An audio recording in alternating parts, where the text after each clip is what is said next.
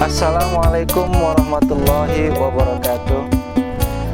Alhamdulillah, nahmaduhu wa nasta'inuhu wa nastaghfiruh wa na'udzu billahi min syururi anfusina wa min sayyiati a'malina, may yahdihillahu fala mudhillalah wa may yudlilhu fala hadiyalah. Allahumma shalli ala sayidina Muhammad wa ala alihi wa sahbihi ajma'in. Subhanaka la ilma lana illa ma 'allamtana innaka antal alimul hakim. La haula wala quwwata illa billahil aliyil azim. Amma ba'du.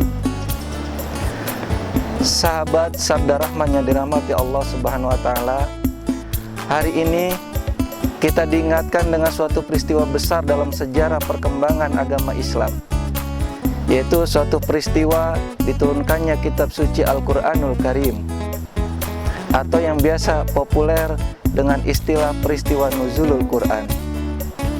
Setiap agama pasti memiliki kitab-kitab. Orang Yahudi punya kitab Taurat, orang Nasrani punya kitab Injil, orang Hindu punya kitab Weda, orang Buddha punya kitab Tripitaka, dan orang Majusi punya kitab yang namanya Zen Avesta. Kita umat Islam diberikan oleh Allah Subhanahu wa taala kitab suci yang bernama Al-Quranul Karim. Mengapa kita yakini Al-Quran sebagai kitab suci? Tentu banyak hal yang bisa membuktikan bahwa Al-Quran adalah kitab suci. Di antaranya adalah kita meyakini Al-Quran sebagai kitab suci karena sampai hari ini tidak ada seorang pun yang mampu membuat semisal kitab Al-Quran. Jangankan satu kitab, jangankan satu surat, satu ayat pun tidak ada seorang pun yang mampu untuk membuatnya. Kalau seandainya Al-Quran adalah bikinan Nabi Muhammad SAW, tentu kita semua bisa untuk membuatnya. Suatu kitab dikatakan suci apabila ia jauh dari intervensi manusia, apabila ia jauh, bersih, bebas dari campur tangan manusia. Al-Quranul Karim dari semenjak diturunkan 14 abad yang lalu sudah memberikan tantangan kepada siapa saja yang meragukan kesucian Al-Quran. Allah Subhanahu wa taala berfirman dalam surat Al-Baqarah ayat 23, Bismillahirrahmanirrahim. Wa in kuntum fi raibim mimma nazzalna ala abdina fa'tu bi suratim mim mithli. Dan jika kalian masih meragukan apa yang telah kami turunkan kepada hamba kami Nabi Muhammad SAW, fa'tu bi suratim mim mithli, maka buatlah seumpama seperti Al-Quran. Wad'u syuhada'akum min dunillahi in kuntum shadiqin, dan ajaklah teman-teman kalian, penolong-penolong kalian selain Allah Subhanahu wa taala jika kalian merasa benar. Sahabat Sabda Rahman yang dirahmati Allah Subhanahu wa taala, dari semenjak ayat ini diturunkan sampai hari ini tidak ada seorang pun yang mampu menjawab tantangan Al-Quran. Apakah sudah ada yang mencobanya? Sudah. 14 abad yang lalu, ketika Nabi Muhammad SAW masih hidup, sudah ada orang yang mencoba menjawab tantangan Al-Quran. Kita kenal dengan nama Musailama Al-Kadzab. Dia pernah membuat satu surat dengan menggunakan gaya bahasa surat Al-Fil yang bunyinya kurang lebih seperti ini. Al-Fil, gajah. Mal-Fil, apa itu gajah? Wa ma adroka mal-Fil, tahukah kamu gajah? Lahu khurtumun tawil, dia mempunyai belalai yang panjang.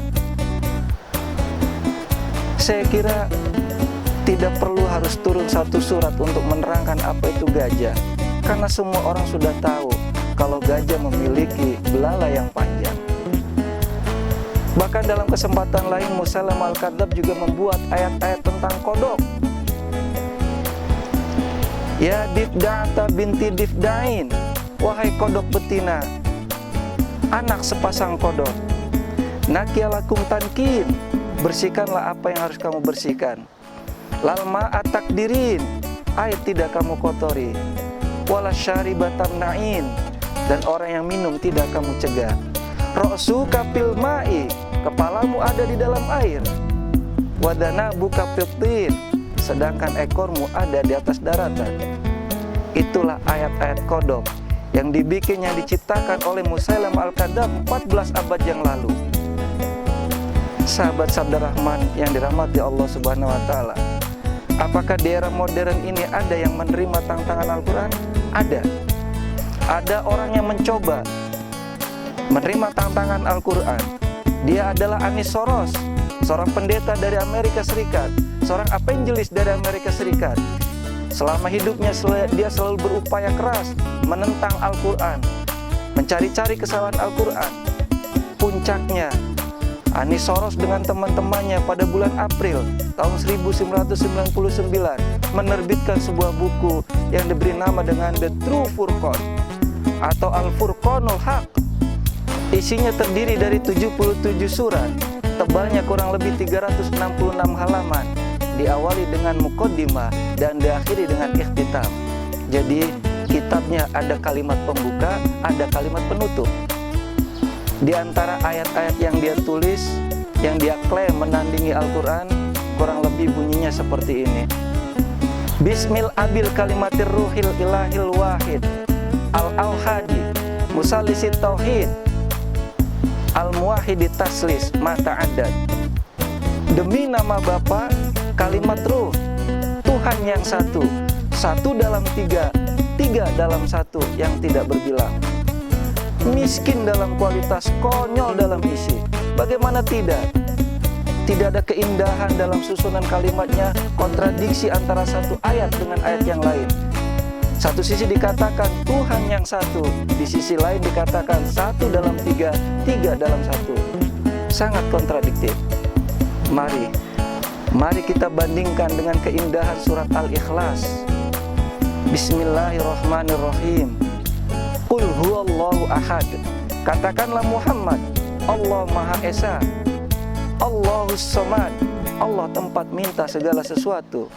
Lam yalid wa lam yulad, Allah tidak beranak dan tidak diperanakan. Walam yakul lahu kufuwan ahad, dan tidak ada sesuatu pun yang setara dengan Allah Subhanahu wa Ta'ala.